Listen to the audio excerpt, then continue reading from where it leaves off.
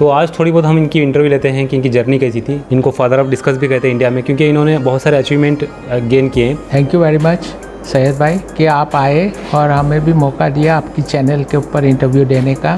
तो सर पहली बार आपने जो लेके आए थे फिशेस, तो वो कौन सा साल था? अबाउट 95 या 94 या 96 होगा बस। उस टाइम जो यूट्यूब भी नहीं था, यूट्यूब भी 2005 कुछ भी नहीं था, 6 में आया है। इंटरनेट नहीं था। अच्छा, पहली बार आप लेके आए थे ना, उसके लिए कुछ डॉक्यूमेंट काम चलता था उस टाइम पे, या कैसा लेके आए आप? जी नहीं, वो टाइम सब फ्री था, ऑर्नामेंटल फिश यहाँ पे। फर्स्ट टाइम आपने जब फिशेस लाए तो कॉस्ट कितना था इंडियन को अगर कन्वर्ट करें वहाँ की करेंसी और यहाँ की करेंसी? अच्छा, जब आप कुछ टिप्स, अभी तो यूट्यूब से सब देख लेते हैं, गूगल कर लेते हैं, उस टाइम पे कुछ नहीं था। अगर डिस्कस के बारे में कुछ मालूम करने के लिए फ़ोन करते थे किसी जर्मनी या किसी को ट्रेडर को यहाँ से? हाँ, मैं एक दो बार जैक वॉटली को फ़ोन किया था। अच्छा, जैक वॉटली तो बहुत ही फेमस, वो फर्स्ट पायोनियर थे, वो तो वर्ल्ड पायोनियर थे, थर्ड इंटरनेशनल। तो मैं उसमें एंटर हुआ और मेरे को ये बेस्ट ऑफ द कंट्री के ट्रॉफी भी मिली। देखिए यहाँ पर ये फर्स्ट इंडिया में डिस्कस की अगर लेके आया तो ये अवार्ड है। फर्स्ट इंडिया में कोई अवार्ड आया डिस्कस कंपटीशन में ऑल ओवर वर्ल्ड इंटरनेशनली, तो विस्पी सर ने पहले लेके आए थे। अच्छा, आप पहले और अभी और आगे कैसा देखते हैं डिस्कस इंडस्ट्री इंडिया के अंदर? अच्छा सर, एक लास्ट क्वेश्चन था, अगर कोई एक स्टूडेंट है या कोई इस हॉबी में आके हॉबी को बिजनेस कन्वर्ट करना चाहते हैं, तो उसमें स्कोप है या नहीं? तो हेलो फ्रेंड्स, वेलकम बैक। आप सबका फिर स्वागत है मेरे चैनल पर। जैसा कि हर एक नए टॉपिक से आता हूँ, तो लास्ट टाइम हमने वीडियो में देखा था कि विस्पी सर के साथ हमने वीडियो बनाई थी। तो आज थोड़ी बहुत हम इनकी इंटरव्यू लेते हैं कि इनकी जर्नी कैसी थी, क्योंकि इनको किंग ऑफ एक्वेरियम डिस्कस भी कहते हैं और फादर ऑफ डिस्कस भी कहते हैं। क्योंकि जहाँ भी मैं जाता हूँ, बहुत सारी जगह मैंने गया, पंजाब, दिल्ली और जयपुर, बहुत सारी सिटीज़ मैंने घूमा, गोवा, इस तरह के जहाँ भी जाते हैं तो इनका जिक्र होता है कि डिस्कस अगर कोई लेके आए इंडिया के अंदर या डिस्कस में कोई नाम किए तो विस्पी सर हैं। इनको फादर ऑफ डिस्कस भी कहते हैं इंडिया में, क्योंकि इन्होंने बहुत सारे अचीवमेंट गेन किए हैं। इनकी सारी लाइफ जो है इन्होंने डिस्कस के ऊपर स्टडी करने के लिए और उसको समझने के लिए, उनको ब्रीडिंग के लिए लगा दिए। हालांकि हम लोगों के लिए या मेरे लिए, आपके लिए सिली थिंग लग सकती है, लेकिन इनका डेडिकेशन इतना, क्या बोलते हैं, उनको फिशेस के ऊपर इतना प्यार था, डिस्कस फिशेस के ऊपर इन्होंने अपनी मैं एक्सप्रेस नहीं कर पा रहा हूँ, बहुत ही इन्होंने मेहनत करके इसको स्टडी किया। तो आज हमारे साथ विस्पी सर हैं, मैं ज़्यादा टाइम नहीं लूँगा आपका, तो वो बताएंगे। सर वेलकम बैक सर, बहुत बहुत थैंक्स, आपने मुझे मौका दिया आपका इंटरव्यू करने के लिए। Thank you.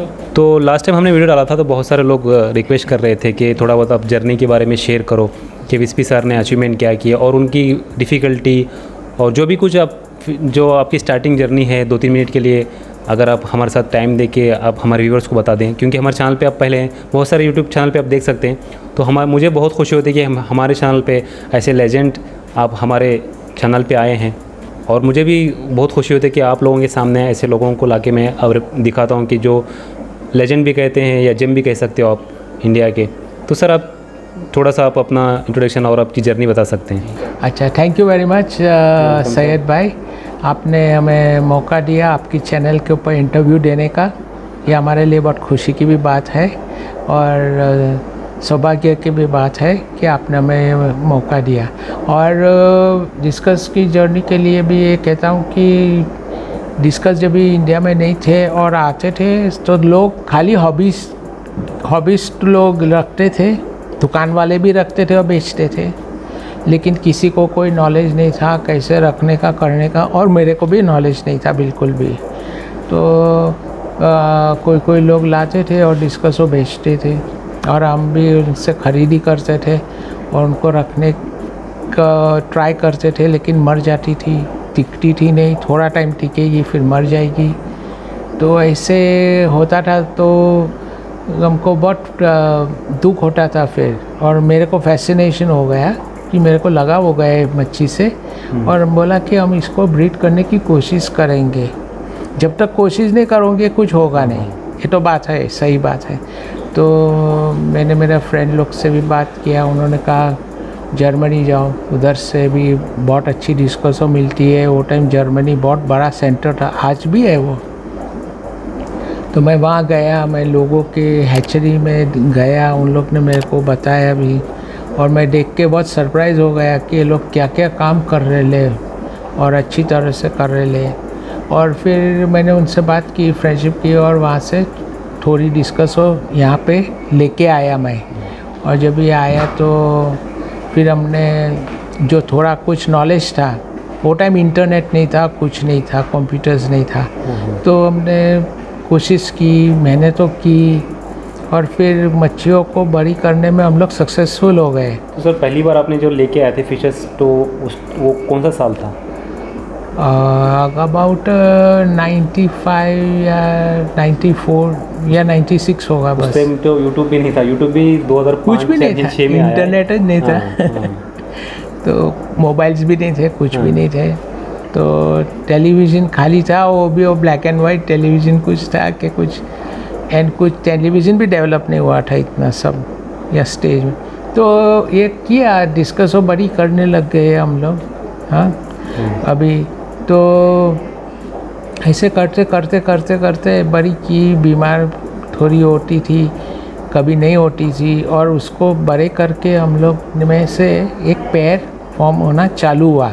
तो जब ये पैर फॉर्म हुई तो हमने पैर को अलग किया, और जैसे उन्होंने बताया था और मैंने देखा था, पाइप रखी और हमने देखा कि वो पैर कैसे ब्रीड होती है, और वो पैर ब्रीड भी हुई, और हमारे नसीब से वो मेल फीमेल निकला, और मेल फीमेल निकला तो ब्रीड हो गया और बच्चे हैच हुए, फिर बॉडी पे आए। जब कौन सी वेराइटी लेके आए थे? हम लाए थे ब्लू टर्कोइस। हाँ, ब्लू ब्लू टर्कोइस। अच्छा, पहली बार आप लेके आए थे ना, उसके लिए कुछ डॉक्यूमेंट काम चलता था उस टाइम पे, या कैसा लेके आए आप? जी नहीं, वो टाइम सब फ्री था, ऑर्नामेंटल फिश। कैसे कैरी करके ले आए? हाँ, मैंने एयरपोर्ट पे उतरते टाइम कहा कि I will be carrying some ornamental fish. तो जर्मन में वो लोग ने कहा तुम कैरी कर रहे हो, नो प्रॉब्लम, हम लोग कार्गो में लोड करेंगे या चेक इन लगेज, कार्गो नहीं चेक इन लगेज में लोड करेंगे, बट थर्मोकोल डब्बा में बराबर होना चाहिए, लीक नहीं होनी चाहिए। तो मैं लेके गया, पैकिंग किया, थर्मोकोल डब्बा मेरा फ्रेंड्स ने दिया, पैकिंग किया और लेके इधर आ गया। इधर भी कोई रिस्ट्रिक्शन नहीं था, कोई कैरियर्स नहीं थे, कुछ नहीं थे, तो हमें कोई प्रॉब्लम नहीं हुआ था लाने में, और लेके आए यहाँ पे। फर्स्ट टाइम आपने जब फिशेस लाए तो कॉस्ट कितना था इंडियन को अगर कन्वर्ट करें वहाँ की करेंसी और यहाँ की करेंसी? देखिए, वहाँ भी फ़िश की वेराइटीज़ से है, तो भी हमने 2.5 इंच के 3 इंच की टर्कोइसो ली थी, अच्छी वैरायटी वाली ली थी, अच्छे ब्रीडर्स से, तो भी मेरे को 6-6 हज़ार रुपये का वो टाइम एक फिश पड़ा। उस टाइम का 6,000 आपके 60,000 से ज़्यादा हो जाएंगे? नहीं, हाँ 7-8 हज़ार होएगा, क्योंकि वो टाइम मार्क था, करेंसी जर्मनी में मार्क्स थे, अभी यूरोज है। अच्छा, हाँ हाँ, तो लिया हमने और इधर लेके आके फिर इसके ऊपर वर्किंग करना चालू किया, जैसा उन्होंने कहा वैसा। और फिर अल्लाह ने हम लोग को से कामयाबी दे दी, और ब्रीड होना चालू हुए, बॉडी पे बच्चे आए। फिर ब्रांचिम्स में लाया था, तो ब्रांचिम हैच करके फिर बाद में खिलाना चालू किया, और हमारा पहला बैच सक्सेसफुली निकल के आया। कौन से ईयर में? वो होगा बस अबाउट 96, 97। अच्छा, अराउंड के 96, 97। अच्छा, जब आप कुछ टिप्स, अभी तो यूट्यूब से सब देख लेते हैं, गूगल कर लेते हैं, उस टाइम पे कुछ नहीं था, अगर जो डिस्कस के बारे में कुछ मालूम करने के लिए फ़ोन करते थे किसी जर्मनी या किसी को ब्रीडर को यहाँ से? हाँ, मैं 1-2 बार जैक वाटली को फ़ोन किया था। अच्छा, जैक वाटली तो बहुत ही फेमस, वो फर्स्ट पायोनियर थे, वो तो वर्ल्ड पायोनियर थे। तो उन्होंने एक बुक लिखी थी, तो मेरे को बोलता है if you want knowledge you read my book. अच्छा, मेरे फ्रेंड पास बुक थी, वो मैं पढ़ी, थोड़ा नॉलेज था। और नहीं तो दूसरे मेरे फ्रेंड बन गए थे जर्मन में, उनको भी मैं फ़ोन करता था कभी, जो कि बहुत कॉस्टली हो जाता था, बट फिर भी कभी कभी बोलता था, तो वो लोग मेरे को देते थे। उस टाइम कॉल भी बहुत कॉस्टली हुआ था। वो बहुत कॉस्टली था। अच्छा, फर्स्ट कंपटीशन आपने जो जीता, ये इसकी क्या स्टोरी है, हिस्ट्री है? ये 2000 में फिर हम तो उधर एनरोल हो गए थे उन लोग की सोसाइटीज़ में, और उन लोग ने बोला कि एवरी 2 इयर्स इधर इंटरजू करके कंपटीशन होता है जर्मनी में एवरी 2 इयर्स, और बहुत बड़ा हॉल जो होता है, 60 हॉल्स होता है, बड़े बड़े, जैसा मैरिज हॉल जैसा। मैरिज हॉल तो छोटा है। अच्छा। इतने बड़े बड़े हॉल्स होते थे, और इसके अंदर खाली मच्छी नहीं, डिस्कस नहीं, दूसरे पेट्स भी आते थे, कैट्स, डॉग्स, बर्ड्स, और उनकी एक्सेसरीज जो आती थी, एडवाइसर्स आते थे, सब बेचते थे। तो उधर मैं मेरे को बोला कंपटीशन भी होगा शायद, बट उधर कंपटीशन नहीं था, मैं खाली वो हॉल में विज़िट किया मैंने देखने के लिए, और उधर से बहुत लोग को जाना भी मैंने। और फिर वही साल 2000 में मैं डुइसबर्ग गया, जहाँ इंटरनेशनल डिस्कस कंपटीशन था, द थर्ड इंटरनेशनल। तो मैं उसमें एंटर हुआ और मेरे को ये बेस्ट ऑफ द कंट्री के ट्रॉफी भी मिली। देखिए यहाँ पर ये फर्स्ट इंडिया में डिस्कस किया, अगर लेके आया तो ये अवार्ड है। फर्स्ट इंडिया में कोई अवार्ड आया डिस्कस कंपटीशन में ऑल ओवर वर्ल्ड इंटरनेशनली, तो विस्मी सर ने पहले लेके आए थे जी। तो सर कौन सी फिश आप प्रेजेंट किए थे वहाँ पे? मैंने पिजन ब्लड किया था, ये सर्टिफिकेट में लिखा है। हाँ। इसमें मेरा नाम भी है, थोड़ा नाम फेड हो गया अभी कितने सालों के बाद, बट वो सर्टिफिकेट में पिजन बी मिश्री दिख रहा है यहाँ पे। हाँ। तो इस तरह का एक अवार्ड मिला था। तो ये फर्स्ट इसलिए इनको फादर ऑफ डिस्कस कहा था इंडिया के अंदर, क्योंकि फर्स्ट अगर कोई अवार्ड लेके आए इंडिया में डिस्कस में ओवरऑल नेशनली इंटरनेशनली, तो पहले सर ने लेके आए थे। तो इस तरह की बहुत सारी और भी कुछ शेयर करना चाहते हैं आपकी? हाँ, मैं अभी तो बहुत नई नई वेराइटीज़ और स्ट्रेन्स आई, जैसे आपने वाइट टाइगर भी देखा और दूसरी भी बहुत स्ट्रेन्स आई, और बहुत लोग जाके डिस्कस फॉरेन से भी लाते हैं, और कितने लोग यहाँ प्रोफेशनली ब्रीड भी करते हैं। हम बहुत खुश है देख के, और मैं कहूँगा कि और भी डेवलपमेंट में इसमें जावे, और अपना कंट्री ऐसा है और ऐसे ब्रीडर्स है कि आगे चल के हम लोग ब्रीड डिस्कस और एक्सपोर्ट भी करना चालू कर सकते हैं। मुंबई तो पूरा हब हो चुका है, हब हो चुका है। पूरे इंडिया में अगर डिस्कस कहीं पे ब्रीड और सेल होती है ज़्यादातर तो मुंबई में ही होती है, क्योंकि यहाँ का क्लाइमेट और वाटर सपोर्ट करता है उसके लिए। अच्छा, आप पहले और अभी और आगे कैसा देखते हैं डिस्कस इंडस्ट्री इंडिया के अंदर? मैं पहले तो प्रिमिटिव स्टेज में हम लोग सब थे और डेवलप किया, ब्रीडिंग सीख गए, कैसे रखना सीख गए, ये तो बहुत एसेंशियल, और उसका वाटर पैरामीटर्स सीख गए, पानी का कंडीशंस।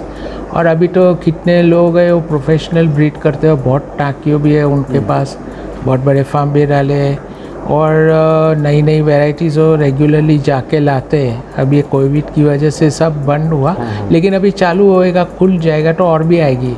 और मैं फ्यूचर में देखता हूँ कि ये डिस्कस बहुत ही आगे जाएगी इंडिया की, मतलब और भी अच्छे आएंगे, और भी अच्छी आएंगी, और इंडियंस और भी बड़े पैमाने पे करेंगे। और मैं उस सब लोग को ऑल द बेस्ट बोलता हूँ, और कहता हूँ कि don't give up your efforts, बस। अच्छा सर, एक लास्ट क्वेश्चन था, अगर कोई एक स्टूडेंट है या कोई इस हॉबी में आके हॉबी को बिजनेस कन्वर्ट करना चाहते हैं, तो उसमें स्कोप है या नहीं?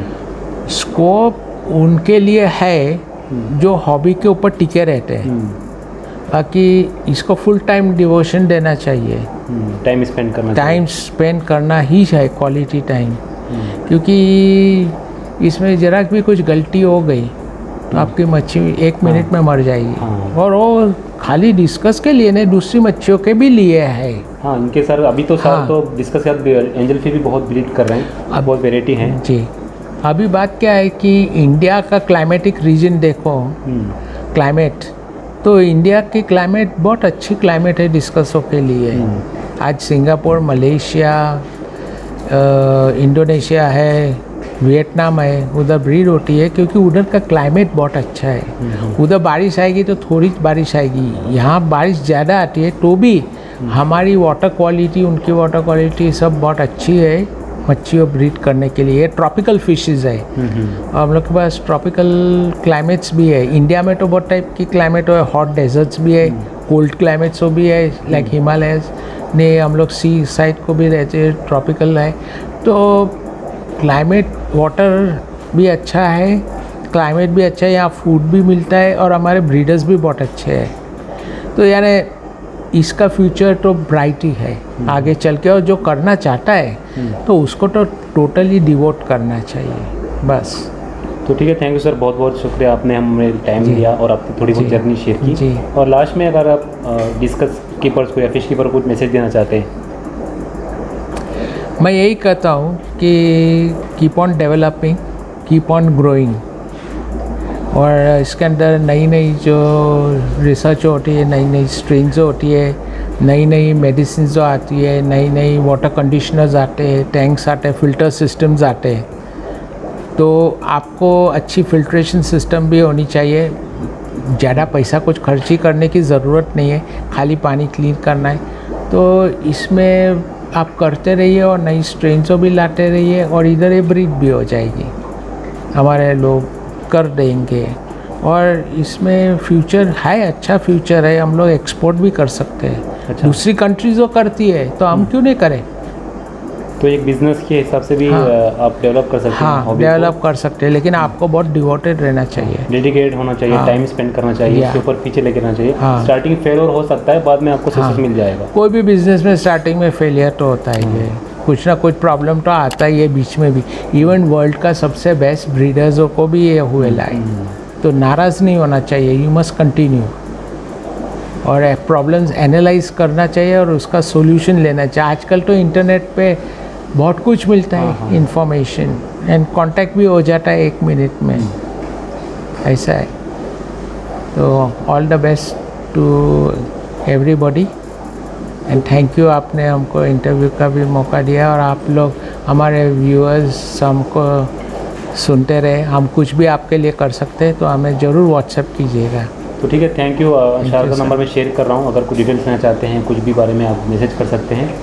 और बस यही कहूँगा, कीप ऑन वाचिंग और सपोर्ट, कीप सपोर्ट। और सर को अगर फॉलो करना चाहते हो मैसेज कर सकते हैं, मैंने डिस्क्रिप्शन में ऐड कर दिया। और इनके पास फिशेस ये डिस्कस ब्रीड करके, एंजल फिश ब्रीड करके सेल भी करते हैं, अगर आप लेना चाहते हैं तो वो भी ले सकते हैं। और इंपोर्ट एक्सपोर्ट दो भी करते हैं, एक्सपोर्ट भी कर रहे हैं आजकल ये वाइल्ड कैट फिशेस। तो बहुत सारे चीज़ें हैं जो एक वीडियो में हम ला नहीं सकते, धीरे धीरे आते रहेंगे इस चैनल पे भी। तो thank you sir, thank you very much, आपने इतना टाइम हमारे साथ दिया और स्पेंड किया। Thank you very much. फिर एक नए टॉपिक के साथ मिलेंगे, जब तक के लिए नमस्ते, Thank you. बाय। तो एक फ़ोटो ले लेना साथ में ऐसा। या